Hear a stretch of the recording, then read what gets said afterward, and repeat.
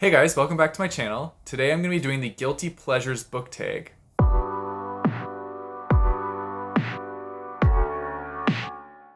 The Guilty Pleasures book tag was made by Savy Books. She's actually one of my friends that I've met on BookTube, and so I'm really excited to do her original created tag.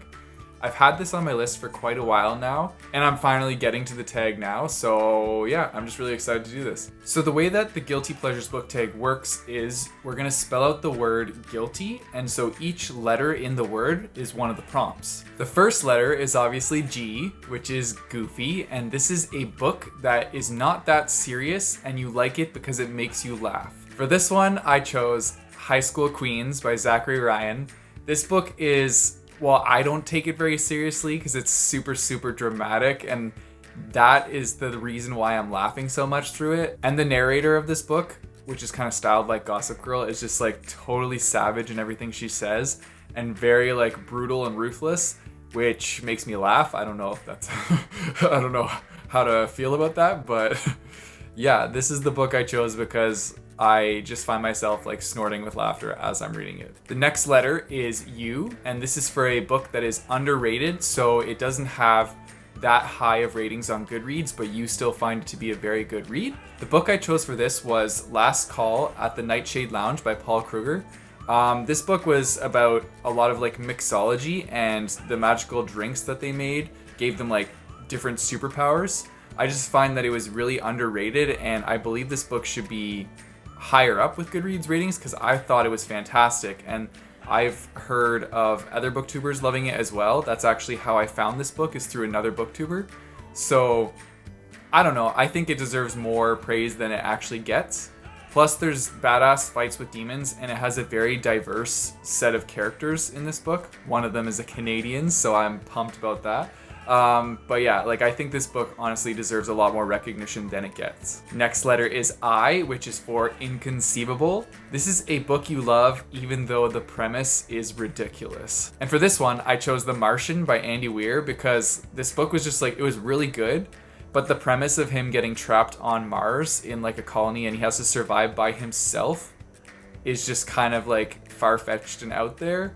Like, I think there would have been so many safety measures in place to make this not happen, but the way that it did, I just think it was a little out there. But I still love the book nonetheless, and I loved everything about like how he explained his ways to survive, and he was just like so humorous during it. It's like told as if you're like listening to his logs as he's there. I also found myself like holding my breath while reading this book at like certain parts because I was so like invested into this character's journey.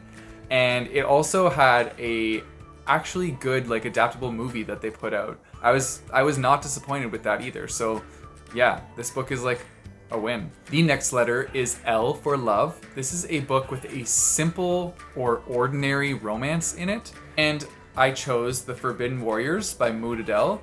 I actually read this very recently for a book tour that I'm currently hosting this week.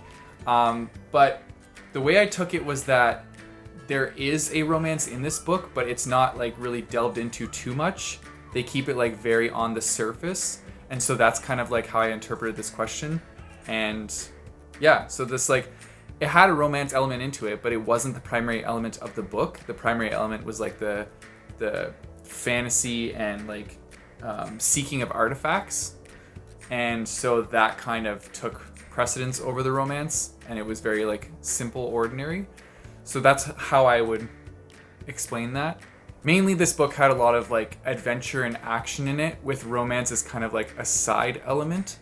So yeah, I thought that this book fit the prompt pretty well. Then we have T. This is for TV, so this is actually not a book, this is a TV show prompt. And this one is to be a TV show that you love that everybody else says is trashy. So I have to give credit to Marcus for this one because he's the one that got me hooked on this show.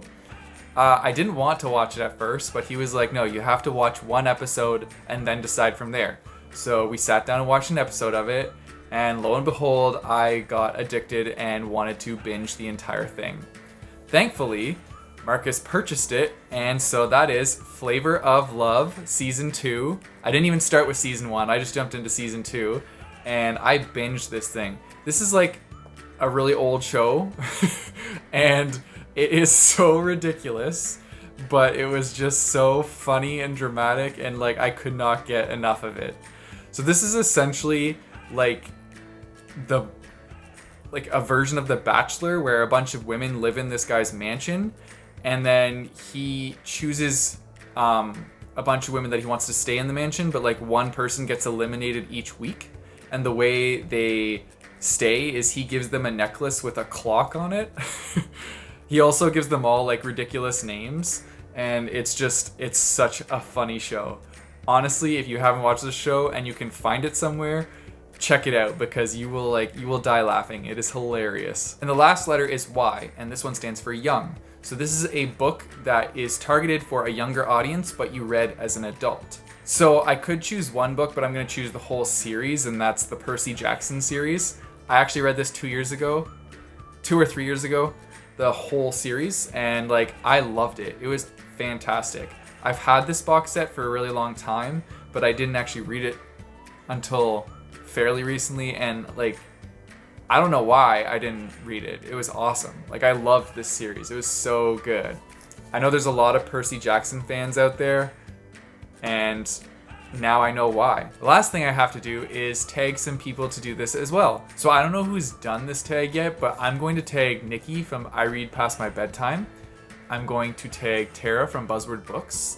I'll tag Katie from Patronosaurus Reads. And I'll tag Stacy from The Grey Lioness Reads. And that's it for the Guilty Pleasures book tag. For any of you that don't know about it yet, I'm hosting a thing called the Reindeer Readathon, which will be happening in the month of December. I'll put a link in the description below so that you can check it out if you want. That's it. You guys know the drill. Don't forget to like and subscribe. And until next time, keep on reading.